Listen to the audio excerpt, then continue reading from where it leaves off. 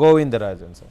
இப்போ என்னன்னா ஒரு குற்றம் நடக்குது, அந்த குற்றத்துக்கு கண்டனம் சொல்லக்கூடிய வகையில் பேசிக்கொண்டு இருந்தவங்க இன்றைக்கு பேசாம இருக்கிறாங்க அப்படின்னா அவங்க அந்த பிரச்சனையே நமக்கு வேணாப்பா அப்படின்னு அரசியலே வேணான்னு அரசியலை விட்டு ஒதுங்கிட்டாங்க, அரசியல் பேசுறதை நிறுத்திட்டாங்கன்னு நம்ம பார்க்கணுமா? இல்லை இவங்க சொன்ன மாதிரி பிரஷர்னால, அழுத்தத்தினால, பயத்தினால அவங்க பேசாம இருக்காங்கன்னு நம்ம எடுத்துக்கிறதா? அதாவது நடக்கிற இதை பார்க்குறப்ப சென்ற ஆட்சியில் அதிமுக ஆட்சியில் எதிர்கட்சியா இருக்கிறப்ப இந்த குறிப்பிட்ட நடிகர்கள்லாம் பிரகாஷ் ராஜா இருக்கட்டும், சித்தார்த்தா இருக்கட்டும், சூர்யாவா இருக்கட்டும், கோவன் அந்த சமூக போராளிகள் என்று கூறக்கூடிய கோவனா இருக்கட்டும், சத்யராஜா இருக்கட்டும், சத்யராஜ் மகளா இருக்கட்டும், இப்படி அடிக்கிட்டே போலாம். அதிமுக ஆட்சி வந்துச்சுன்னா உடனடியா காலம் தாமதிக்காம உடனடியா குரல் எழுப்பி இது பண்ணிட்டு இருக்காங்க. இப்ப திமுக ஆட்சி இருக்கிறப்ப இவங்க ஏன் போறாங்கிறதுக்கு முக்கிய காரணம் பார்த்தீங்கன்னா அந்த சிகப்பு பூதம், அதுதான் முக்கிய காரணம். சிகப்பு பூதம் என்று சினிமா துறையை தனது கட்டுப்பாட்டிலே வைத்துக் கொண்டிருக்கிற அந்த சிகப்பு பூதம் நிறுவனத்தினால் தங்களுக்கு வரக்கூடிய வாய்ப்புகள் எல்லாம் தடைப்பட்டு விடுமோ என்ற ஒரு அச்சத்தின் காரணமாக மௌனமாக இருக்கிறாங்க எல்லாம்.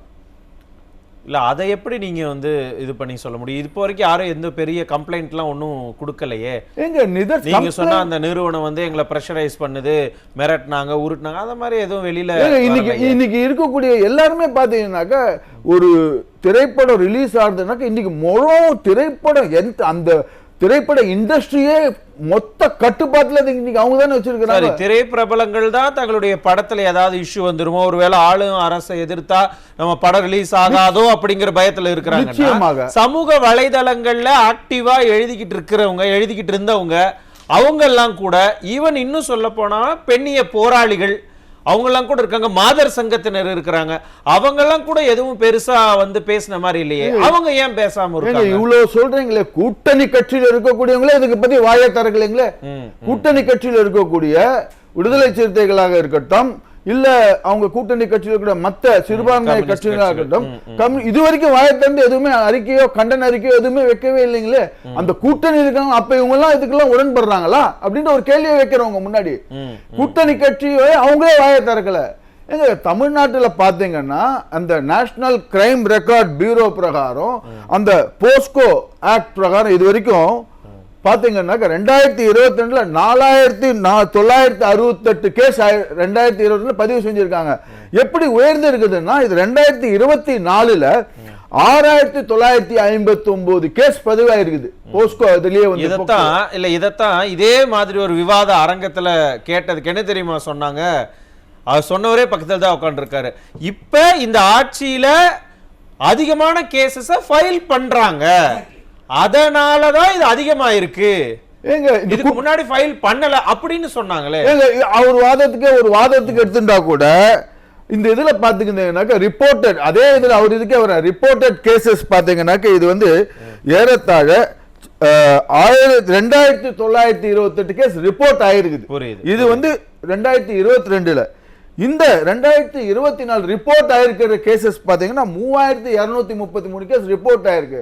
சார்ஜ் ஷீட் போட்டவங்க எவ்வளோ, அந்த இதை பார்க்கணும். சார்ஜ் ஷீட் போட்டவங்களை பாத்தீங்கன்னாக்கா 2022 1726 பேர் சார்ஜ் ஷீட் போட்டிருக்காங்க. அதே இப்ப பாத்தீங்கன்னாக்க 1797 பேர் சார்ஜ் ஷீட். மெயினா பார்க்க போனா டிஸ்போஸ் பண்றது பாத்தீங்கன்னா ஏன் இந்த இதை முடிக்காம அப்படியே காலம் தாழ்த்தி வச்சிருக்கிறாங்க. ரெண்டாவது, இந்த இதுல குற்றச்சம்பவத்துல, கோவை குற்றச்சம்பவத்துல ஈடுபட்டிருந்த குற்றவாளி என சொல்லக்கூடிய அந்த நபர்கள் ஏற்கனவே குற்றத்தில் ஈடுபட்டிருந்தாங்க, வெளியில ஜாமீன்ல வந்திருக்கிறாங்க. ஏன் இதை இது பண்றாங்க? அதுவும் ஒரு முக்கியமான இதுதான். அந்த இதை உற்று நோக்கணும் நம்ம. இந்த குற்றச்சம்பவம் இன்னொரு விஷயத்தை இவங்க சொன்னாங்களே, ஊடகங்கள் கூட இதை மூடி மறைக்கிறாங்க அப்படின்னு இவங்க சொன்னாங்க. ஏன் ஊடகங்களை கூட பேச விட மாட்டேங்கிறாங்க? இன்னைக்கு ஊடகங்கள் இதைத்தான் நாச்சியார் சுகந்தி அவங்க சொல்ற மாதிரி இன்னைக்கு இதைத்தான் அவங்க விவாதமா எடுத்திருக்காங்க. ஆனா இன்னைக்கு வேற ஏதோ ஒரு தலைப்பை தான் விவாதமா எடுத்திருக்காங்க. இத இது மடைமாற்றம் செய்யறதுக்கோசம் என்ன தலைப்பை விவாதமா எடுக்கணும்னு யாரையும் பிரஷரைஸ் பண்ண முடியாது. ஆனா பொதுமக்கள் என்ன விரும்புறாங்க, இதை பத்தி தான் இன்னைக்கு இது பண்ணிட்டு இருக்கணும்.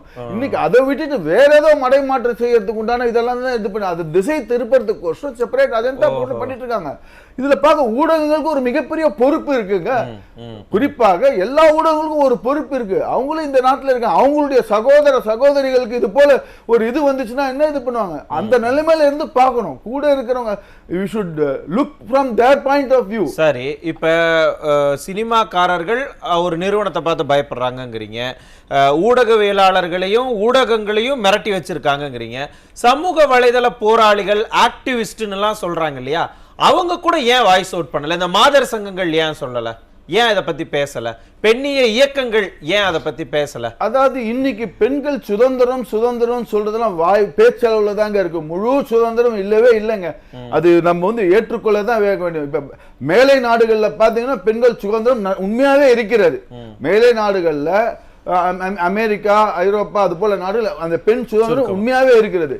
இன்றைக்கு இன்னும் அதாவது காந்திஜி அவர்கள் சொல்ற மாதிரி என்றைக்கு ஒரு பெண் 12 மணிக்கு மேல இரவுல தனியா ஒரு பாதுகாப்பின்றி போறாங்க, அன்னைக்குதான் பெண் சுதந்திரம் கிடைச்சது. பெண்கள் வாழ தகுதியான நகரங்கள் பட்டியல நம்ம அங்கம் வகிச்சோமே, இப்ப அதெல்லாம் இல்லையா? இப்ப தற்பொழுது the safest places for women in Chennai ஒரு 2 மாதங்களுக்கு முன்னாடி வந்த ஒரு அந்த இது ஸ்டாட்டிஸ்டிக்ல பாத்தீங்கன்னா safest place of women in Chennai பாத்தீங்கன்னா சென்னை 14வது இடத்துல இருக்குது. இவங்க மத்ததுக்கெல்லாம் கம்பேர் பண்ணி போடுறாங்க, யூபியை கம்பேர் பண்ணு, குஜராத்தை கம்பேர் பண்ணு அப்படின்னு. குஜராத் சேஃபஸ்ட் பிளேசஸ்ல முதல் 5 இடத்துல இருக்குதுங்க. மத்தது கம்பேர் பண்றப்ப ஏன் இதுல கம்பேரிசன் இது பண்ண மாட்டேன்றாங்க? குஜராத் சேஃபஸ்ட் பிளேஸ் 5 இடத்துல. பெண்களுக்கு பாதுகாப்பு இல்லங்கிறது ஒரு பக்கம் இருந்தாலும் அதுல குறைபாடுகள் வரும் பொழுது ஏன் யாரும் வாய்ஸ் அவுட் பண்ணலங்கிற கேள்வியும் இந்த பக்கம் எழுது. நம்ம இன்னும் விரிவாக விவாதிக்கலாம். ஒரே ஒரு கேள்வி வைக்கிறேன். ஒரு காவல்துறை பத்தி சொல்றேன். அவங்க குற்றவாளி என்று கருதப்பட்டவங்க ஹிஸ்டரி ஷீட்டர். ஒரு ஹிஸ்டரி ஷீட்டரை காவல்துறை கண்காணிக்கணுமா வேண்டாமா? அவங்க எங்கெங்க போறாங்க என்னன்றது கண்காணிக்கணும் வேண்டாமா? எங்க கண்காணிச்சாங்க இந்த குற்றவாளியா இருக்கக்கூடிய அந்த குற்றவாளிகளை? அது ஒரு காவல்துறை மிகப்பெரிய ஒரு தவறு. அதை சுட்டி காட்ட விரும்புறேன். 2வது இறுதியா முடிக்கணும்னா, இந்த ஆட்சியில பாத்தீங்கன்னா கிழவி முதல் குமரி வரை சிறு குழந்தைகளோட இந்த பாலியல் வன்கொடுமை நடந்துட்டு தான் இருக்கு. இறுதியா சொல்லணும்னா, பாதுகாப்பு இல்லாத அப்பாவின் ஆட்சி, அப்பாவி பெண்களின் கண்ணீரே சாட்சி. நன்றி.